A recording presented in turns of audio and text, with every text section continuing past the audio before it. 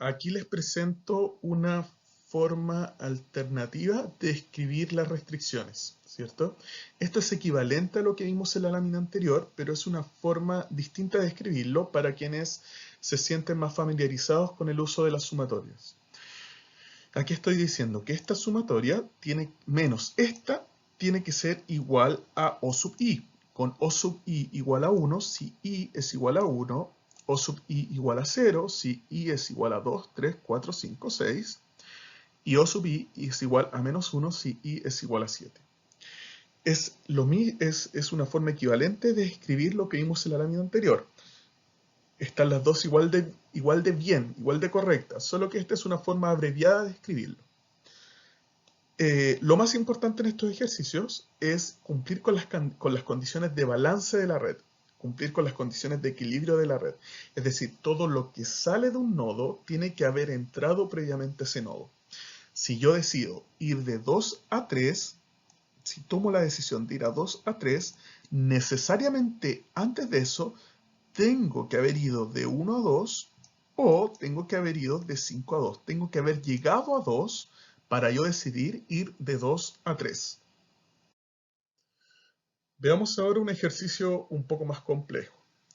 Considere una fábrica que produce un solo tipo de productos. Usted ha sido contratado para planificar la producción de modo de minimizar los costos totales. Considere que la fábrica puede elaborar hasta 150 unidades en cada uno de los 4 periodos en que se ha subdividido el horizonte de planificación. Y se tiene adicionalmente la siguiente información. Tenemos la demanda de cada periodo, tenemos el costo de producción de las unidades en cada periodo y tenemos el costo de inventario por cada unidad para cada uno de los periodos. Adicionalmente, considere que se dispone de un inventario inicial de 15 unidades y no se acepta demanda pendiente o faltante. Es decir, se debe satisfacer toda la demanda del periodo. Entonces, si se fijan, ¿qué tengo que decidir yo? Tengo que decidir cuánto producir en cada periodo, ¿cierto? Tengo que decidir cuánto producir en cada periodo. Yo podría, por ejemplo, producir todas las demandas en el periodo 1, ¿cierto? Podría producir los 130, más los 80, más los 125, más los 195. Pero esa producción en cada periodo que se mantenga guardada va a tener un costo de inventario. Si se fijan, quizás no me conviene producir en cada periodo lo que voy a vender. En el periodo 3 y el periodo 4 los costos de producción son muy altos. Entonces, en ese caso me podría convenir producir en el periodo 2, por ejemplo, y guardarlo durante 2 periodos para después satisfacer la demanda del periodo 3 y 4. Como se fijan, la respuesta de este problema no es una respuesta obvia.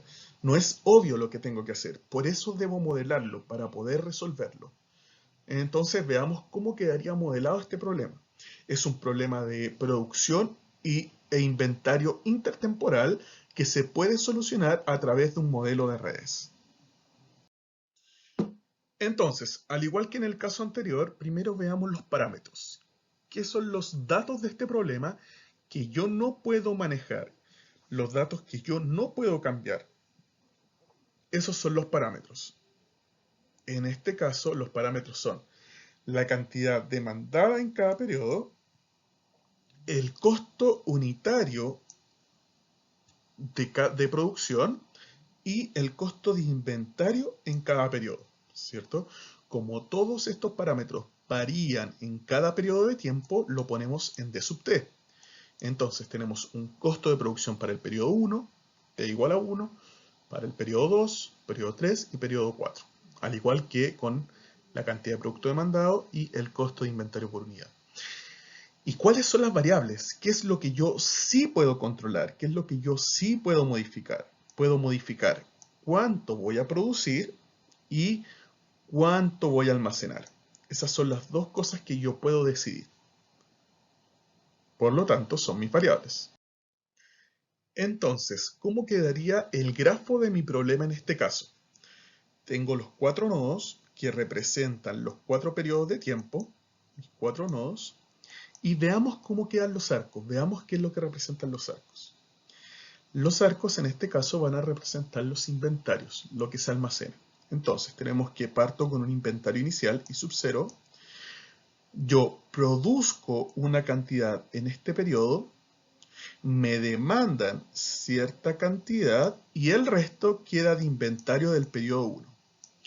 Luego, en el periodo 2 comienzo con el inventario del periodo 1, produzco cierta cantidad, me demandan otra cantidad y el neto, la resta, es decir, el inventario del periodo anterior más la cantidad que produje menos la demanda, entrega el inventario 2 y así sucesivamente.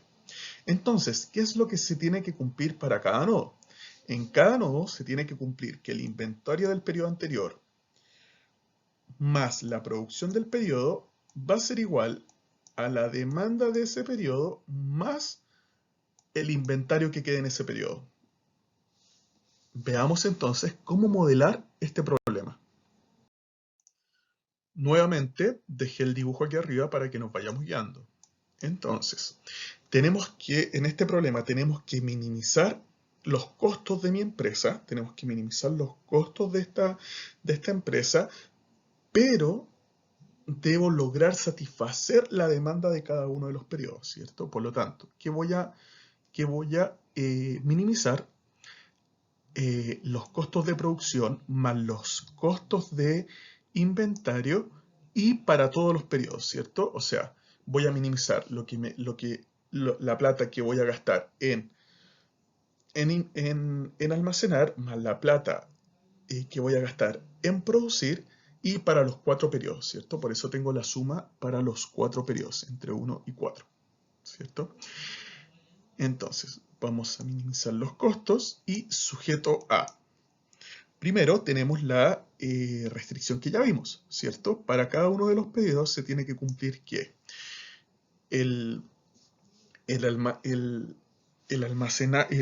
lo que quedó en almacenamiento en el periodo anterior más la producción de este periodo tiene que ser igual a la demanda de este periodo más lo que voy a almacenar en este periodo. Tenemos también que el inventario en el periodo 0 va a ser igual a 15.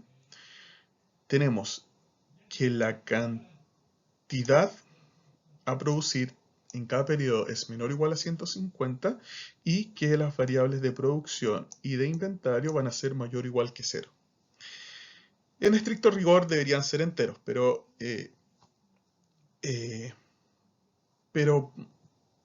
puedo ponerlo, en este caso no lo puse, pero en estricto rigor también deberían ser números enteros. Si se fijan, en este caso estamos modelando un problema de inventarios como un ejercicio de redes. Y en este caso no estoy ocupando binarias, sino que estoy ocupando cantidades de producción. Y nuevamente se tiene que cumplir lo mismo. Todo lo que sale de un nodo tiene que ser igual a lo que entró de ese nodo. En el caso del nodo 1, lo que salió del nodo, es decir, la demanda más el inventario del periodo tiene que ser igual a lo que entró, es decir, lo que se produjo más el inventario del periodo anterior.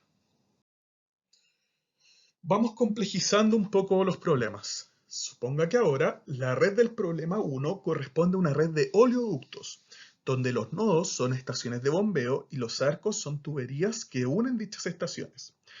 Considere que los valores que aparecen en los arcos corresponden a la capacidad máxima de flujo de petróleo que es posible mandar por cada tubería. Es decir, los números de los arcos ya no son el tiempo que me demoro en ir de un nodo a otro, sino que es la capacidad máxima que puede ir desde un nodo a otro.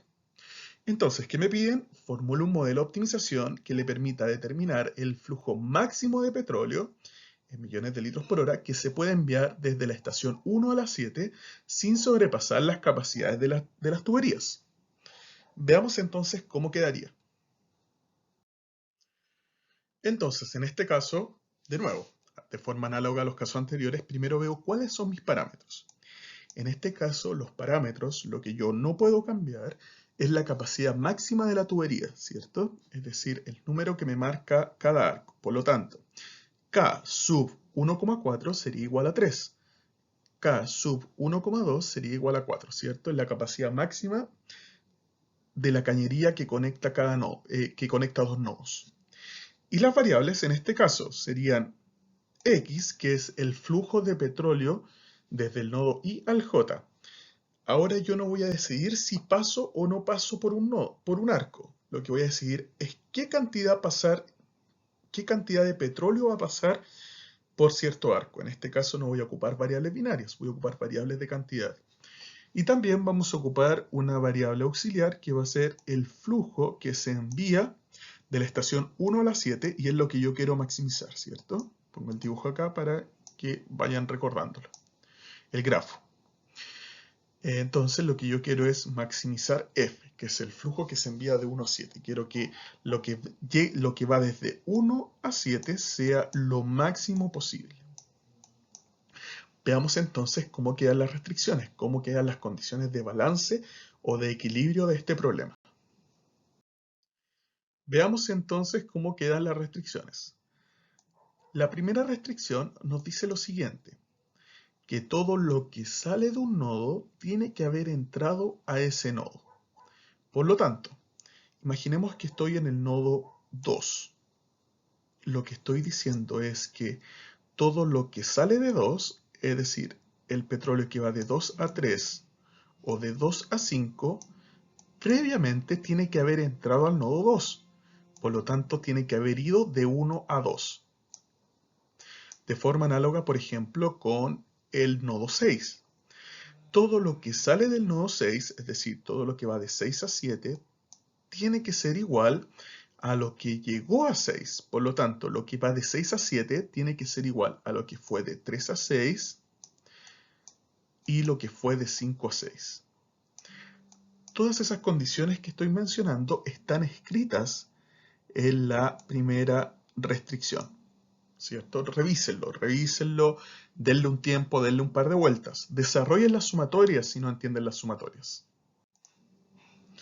Con la segunda restricción estoy diciendo que todo lo que salió de 1, en este caso lo que fue de 1 a 2 y de 1 a 4, es igual a lo que entró a 1, en este caso entró 0, pero tengo que tener esta restricción de balance, más lo que va a llegar a F, ¿cierto?